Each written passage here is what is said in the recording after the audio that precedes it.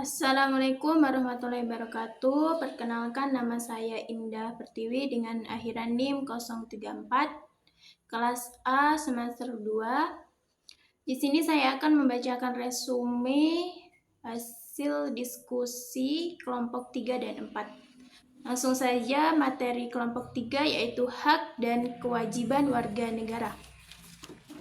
Pengertian hak dan kewajiban warga negara.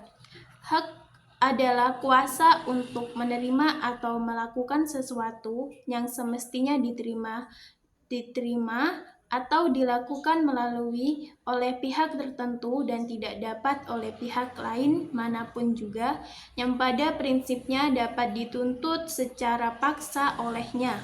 Hak dan kewajiban merupakan sesuatu yang tidak dapat dipisahkan, akan tetapi terjadi pertentangan karena hak dan kewajiban tidak seimbang. Bahkan setiap warga negara memiliki hak dan kewajiban untuk mendapatkan penghidupan yang layak.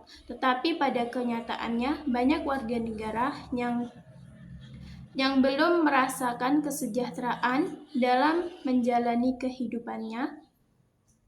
Hak dan kewajiban warga negara Indonesia tercantum dalam pasal 27 sampai dengan pasal 30 Undang-Undang 1945.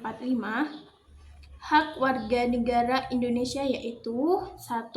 Hak untuk hidup dan mempertahankan kehidupan. 2. Hak atas kelangsungan hidup. Kewajiban warga negara Indonesia yaitu 1.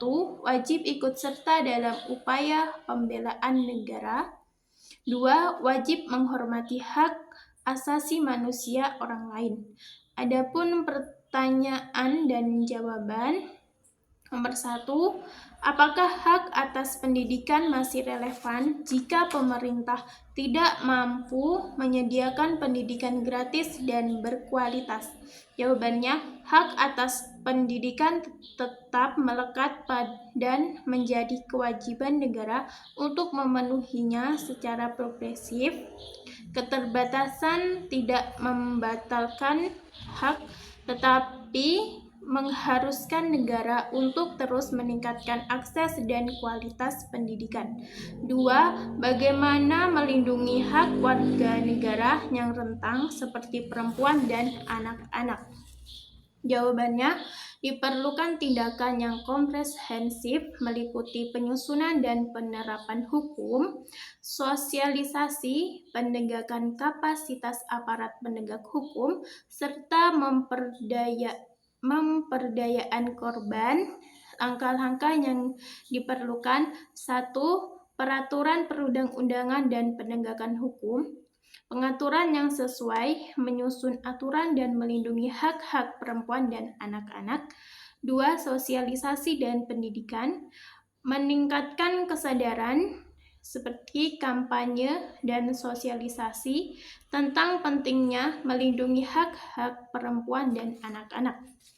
Soal ketiga, apakah hak warga negara dapat diambil atau dicabut? Jawabannya, hak warga negara dapat diambil atau dicabut dalam keadaan tertentu. Jika warga negara melakukan tindakan yang melanggar hukum atau mengancam keamanan negara. Soal nomor 4, bagaimana cara warga negara dapat memperjuangkan haknya? Jawabannya, warga negara dapat memperjuangkan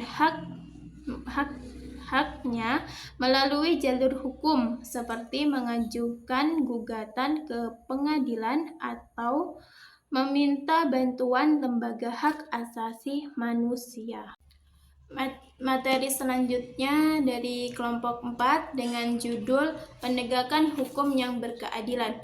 Penegakan hukum yang berkeadilan adalah proses penegakan hukum yang bertujuan untuk mencapai keadilan dan melindungi hak-hak individu dan masyarakat dengan prinsip kesetaraan, transparansi, dan akuntabilitas.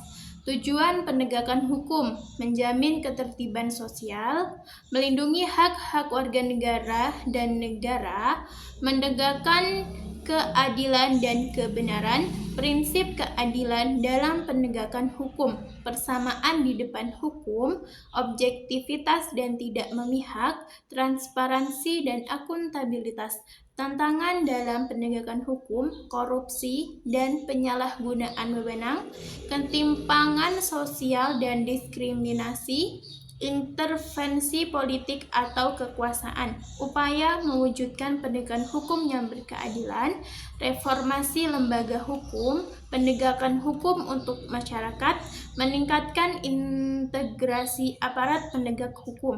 Adapun pertanyaan dan jawaban nomor 1, apa yang menjadi prioritas dalam penegakan hukum yang berkeadilan? Jawabannya, prioritasnya adalah memastikan bahwa hukum diterapkan secara konsisten dan adil bagi semua pihak. Nomor 2, bagaimana cara mengatasi tantangan dalam penegakan hukum yang berkeadilan? Jawabannya, dengan meningkatkan kapasitas lembaga penegak hukum dan memastikan bahwa proses hukum transparan dan akuntabel. Nomor 3, bagaimana agar penegak hukum bisa dijalankan dengan baik dan bisa memberikan keadilan bagi masyarakat.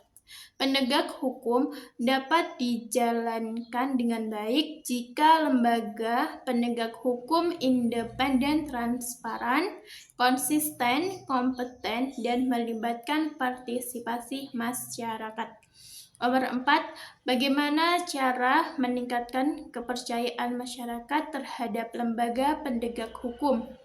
Jawabannya, meningkatkan transparansi dan akuntabilitas dalam proses hukum berarti membuat proses hukum menjadi lebih terbuka, jelas, dan dapat dipertanggungjawabkan.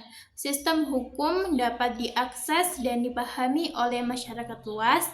Ini bertujuan untuk memastikan bahwa proses hukum berjalan secara adil dan sesuai dengan hukum, serta meningkatkan kepercayaan masyarakat terhadap sistem hukum.